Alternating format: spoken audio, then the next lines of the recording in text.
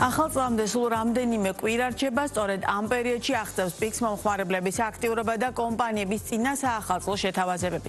განსაკუთრებით გამოირჩევა უძრავი ქონების სექტორი, სადაც დეველოპერები წლის ბოლოს ცდილობენ ბაზარზე წარდგნენ ახალი პროექტებით, ინოვაციური პირობებითა და მომხმარებლისთვის მიმზიდველი შეთავაზებებით. დღეს ამ აქტიურ გარემოს, ბაზრის მიმდინარე ტენდენციებსა და მყიდველების ქცევას განვიხილავთ ლემონ ჯგუფის დამფუძნებელთან ირინე მელიმონაძეა ჩვენი პირდაპირი ეთერის სტუმარი და ასევე შევაჭამთ რა თქმა უნდა 2025 წლის ტენდენციებსაც. მადლობა გადაცემაში სტუმრობისთვის. დავიწყოთ ახალი წლის პერიოდით, იმიტომ რომ ეს არის პერიოდი, როდესაც არა მხოლოდ დეველოპმენტში, არამედ მთლიანად ბიზნეს სექტორი აქტიურობს, იმიტომ რომ თუ რაიმე პერიოდში იყიდება რაღაც ნივთი თუ პროდუქტი, იყიდება სწორედ ამ დროს იმის მიუხედავად, მათ შორის მომხმარებელს აქვს თუ არა შესაბამის შემოსავალი, ეს არის ძალიან ცნობილი და გამორჩეული გაყიდვების თვე ყოველთვის დეკემბერი. რა ხდება ამ კუთხით დეველოპმენტში და მე ვისაუბროთ, რამდენად აქტიურები ხარ დეველოპერები თავად წინა საახალწლო პერიოდში შეთავაზებების კუთხით. მოგესალმებით, მადლობა გადაცემაში მოწვევისთვის, მივესალმებით ჩვენს მაყურებელს. მართალია, ეს პერიოდი წინა საახალწლო და უშუალოდ ის განსაკუთრებით ბოლო 2-3 კვირა მაღალია ყიდვის განწყობა, ფუსფუსი.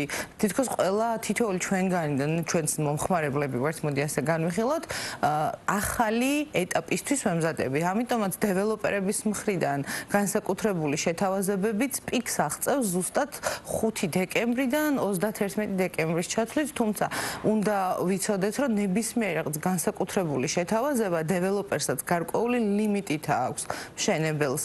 შესაბამისად, თუ რაღაცა მართლა განსაკუთრებული პირობით გვინდა სარგებლობა როგორც მომხმარებლებს, ალბათ მაქსიმალურად ჩვენს უფრო სწრაფი გადაწყვეტილებებისკენ უნდა მივიდეთ. თუმცა მომხმარებელი საკმაოდ დაბნეულია. ყველას განსაკუთრებული პირობა აწერია. ყველას რაღაც უფრო დაბალი ფასი, უფრო სხვანაირი შეთავაზება ან გადახდის პირობა და უწევს, რომ ძალიან დიდ რაოდენობის ინფორმაციაში ქაოტურად იმსჯელოს, ან მიიღოს ყველა ინფორმაცია და განსაკუთრებულად კონსულტაციის გარეშე მიიღოს გადაწყვეტილება. ასე დროს მომხმარებელი რას ანიჭებს უპირატესობას, ცნობილ სახელს, ანუ კომპანიისას ამ შემთხვევაში, თვითონ შემოთავაზებას აკვირდება და ამით იღებს გადაწყვეტილებას და როდესაც თქვენ ახსენეთ, რომ გარკვეულ პერიოდში ლიმიტირებულია ის შეთავაზება, მაგალითად, არის ხოლმე შემთხვევები, როდესაც პირობითად რომელიღაც კომპანიის მხრიდან არის, რომ კვადრატულზე აკლდება ფასი, რომელიღაც შემთხვევაში მოჭრილად აკლდება რაღაც X თანხა საკმაოდ სოლიდური, ანუ სხვადასხვა ტიპის შეთავაზებები. მომხმარებლის ქცევა როგორია, რადგან დეველოპერები ბოლო წლები აქტიურად სთავაზობთ ამ მიმართულებით, მიხვდა თუ არა მომხმარებელი რა მიმართულებით გააკეთოს აქცენტი? მნიშვნელოვანი ზრდაა მომხმარებლის ცნობიერების ამ მიმართულებით, იქიდან გამომდინარე, რომ უკვე ბაზარზე უფრო მეტია, ვინც მეორეჯერ ყიდულობს ახალ ბინას, ანუ ერთი ყიდვის დროს შეიძლება ბიუჯეტური გადაწყვეტილება მიიღო, იგივე კვადრატული მეტრის ერთსაძინებლიანი პატარა ფართი უფრო ტრენდული და მოთხოვნადია, თუმცა ყოველდღიურ ცხოვრებაში ხვდებით, რომ რაღაც გარკვეული 10-15 კვადრატი მაინც სათავსო ფართი აივანზე სადღაცას უნდა გქონდეს, რომ ჩვენი ყოველწლიური საჭირო ნივთების შესანახი და სათავსოები მაინც გქონდეს, არა თუ დამატებით ერთი საძინებელი. შესაბამისად, ნელ-ნელა ამ მხრივ ბაზარი ნამდვილად განიცდის ცვლილებას და ზრდას, თუმცა ჯერ კიდევ რჩება მინიმალური ფართის მოთხოვნილება და ანუ ასევე ჩაბარების ერთსაძინებლიანი ბინები უფრო მოთხოვნადია. შესაბამისად, შესყიდვის დროს ფასიც უფრო მაღალია ვიდრე 2-3 საძინებლიანი ბინები. კონკრეტულად ალფა სახლის შეთავაზებაშიც მხოლოდ 3 საძინებლიან ბინებზეა ეხლაც ასე ვთქვათ, აქტიურად შეთავაზებები, იმიტომ რომ ის რაც მოთხოვნადია, ის რაც მაღალ მოთხოვნას ემსახურება, თავისთავად მიწოდება დეფიციტური მალე ხდება და ფასიც შესაბამისი აქვს. ამიტომ ვფიქრობ, რომ მომხმარებელი ამ თვალსაზრისით გარკვეულწილად გაიზარდა და არ იღებს გადაწყვეტილებას მხოლოდ კვადრატული მეტრის გამოცხადებით, ან მხოლოდ ღირებულებაზე ორიენტირებული. მნიშვნელოვანია ამისთვის ჩაბარების კონდიცია, როგორი იქნება მთლიანად ინფრასტრუქტურა, სად იცხოვრებს, ან თუ შვილთან ერთად უნდა იცხოვროს, კიდევ სხვა მოთხოვნები აქვს, მოხუცი მშობლებისთვის თუ იღებენ გადაწყვეტილებას.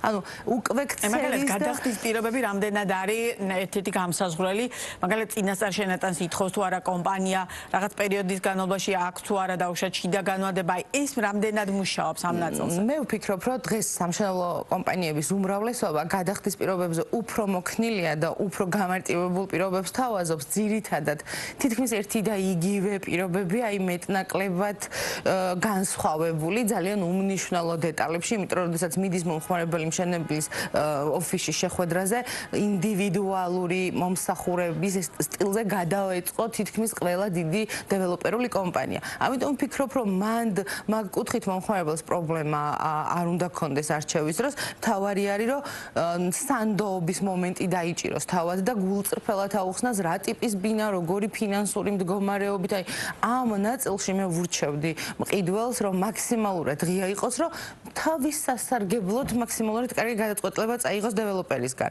თითქოს აი ტენდენცია ჩამოყალიბდა, რომ ფულს არ აჩენს, ანუ უფრო ნაკლები შენატანით ფიქრობს, რომ იყიდის, თქვათ, ბინას.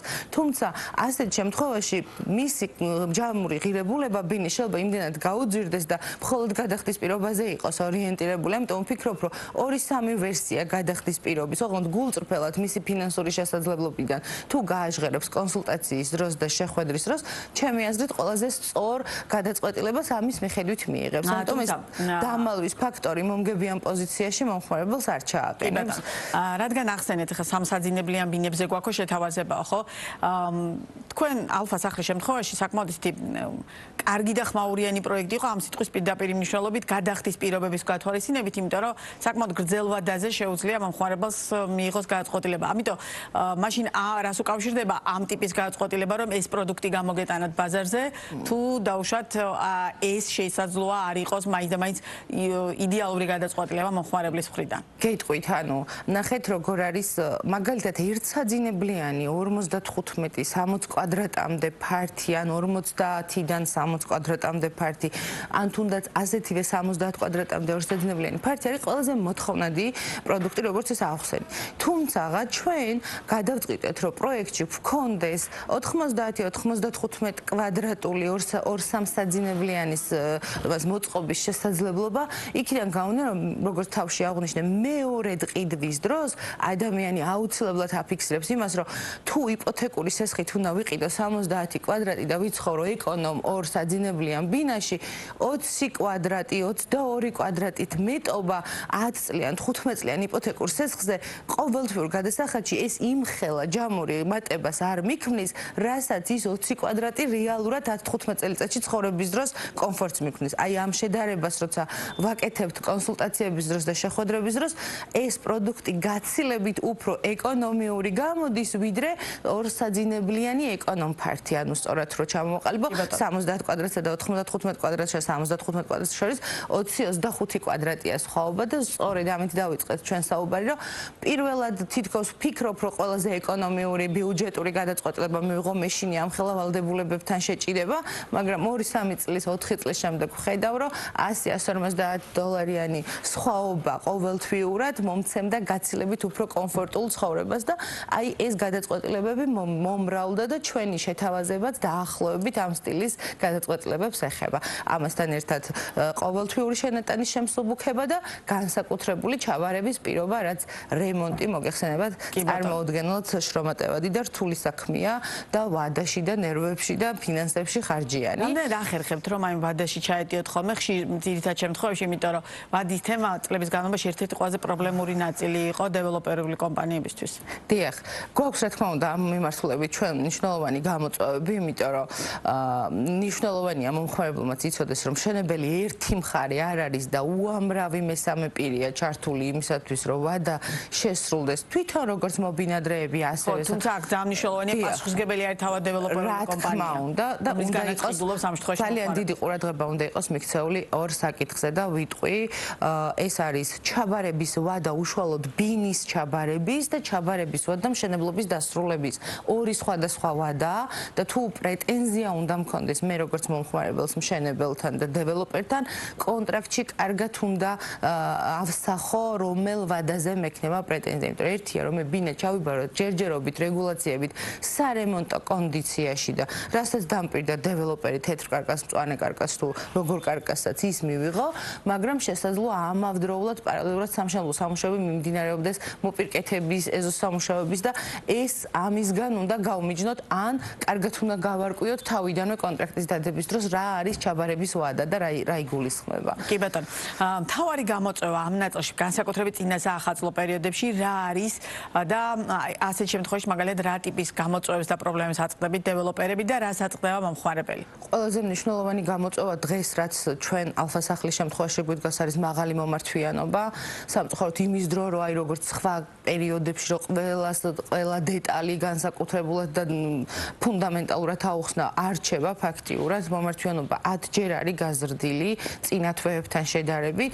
ამიტომ ტრადიციულად ასია თუ ტრადიციულად ასია და წელს კიდევ უფრო მეტია. მე ვფიქრობ იმ შეთავაზებიდან გამომდინარე, რაც წელს დავდეთ. რა ტიპის შეთავაზებაზეა საუბარი? ეს არის სამი შეთავაზება ერთად, რაც არ ვქონია მთელი აი ამ პერიოდის მანძილზე, როგორც კვადრატული მეტრის ფასის კლება, არა მხოლოდ ერთიან გადახდაზე, არამედ 20%-იან შენატანზე, ასევე მსუბუქი ყოველთვიური შენატანი 26 თვის, 30 თვის განმავლობაში, რომელ პროდუქტსაც აირჩევს და წინასწარი შენატანის გარეშე პროდუქტი, ასევე ჩაბარების კონდიცია. დღეს თბილისში ამ კონდიციით სხვა არც ერთი დეველოპერი არ აბარებს, ანუ დღეის მდგომარეობით ბაზარი ვფიქრობ, რომ განვითარდება და კონკურენციაში შევალთ ძალიან აქტიურად გაზაფხულიდან ამ მიმართულებითაც. კი ბატონო, და ასევე ძალიან საინტერესოა თვითონ პერსპექტივაში ქართული დეველოპმენტის საით მიდის, ეხლა ის მოცემულობები, რომელიც თქვენ ახლა ახსენეთ, რამდენად გათავისებული გაქვთ დეველოპერებს, მათაც ვინც წლები ამ ბაზარზე საქმიანობდა, ვინც ახლა შემოდის, იმიტომ რომ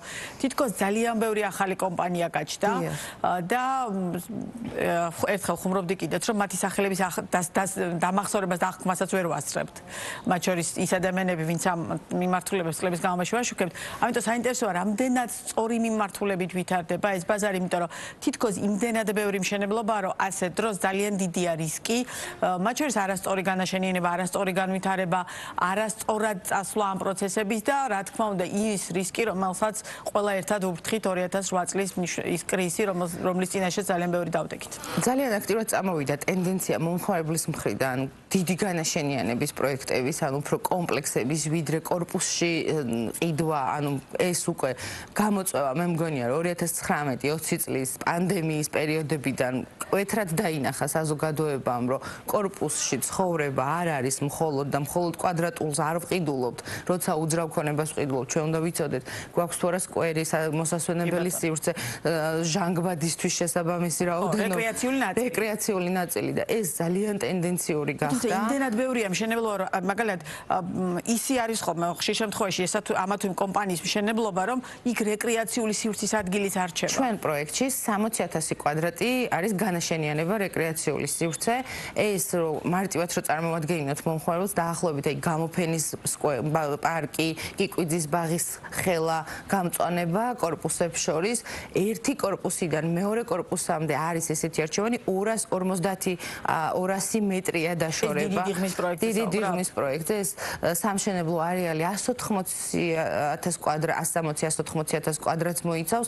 შესაბამისად, ამის რესურსი არსებობს და ძალიან ცოტა ასეთი ტიპის პროექტი დღეს ვფიქრობ, რომ ითვლება, რომ ამიერკავკასიაში ყველაზე მასშტაბური პროექტია დიდი დიღომის ხვაუბანი, მაგრამ სიამოვნებით ვნახავდი ქალაქ თბილისში მსგავს მასშტაბურ პროექტებს და ველოდებით ალბათ იქნება კიდევაც. და ჩვენი საუბრის ბოლოს საინვესტიციოდ ეს მიმართულება კვლავაც საინტერესოა. დიახ, ძალიან საინტერესოა საინვესტიციოდ. ჯერჯერობით 10-12 წლიან ამონაგებს ინარჩუნებს უძრავი ქონება, შესაბამისად ჯერჯერობით ისევ ერთ-ერთი მთავარი საინვესტიციო გადაწყვეტილება უძრავი ქონების შესახებ. კი ბატონო, ძალიან დიდი მადლობა. ირინე მელიმონაძე იყო ბიზნეს პარტნიორის პირდაპირ ეთერის სტუმარი, წარმატებებს გისურვებ და გელოდებით უკვე 2026 წელს ბიზნეს პარტნიორის პირდაპირ ეთერში.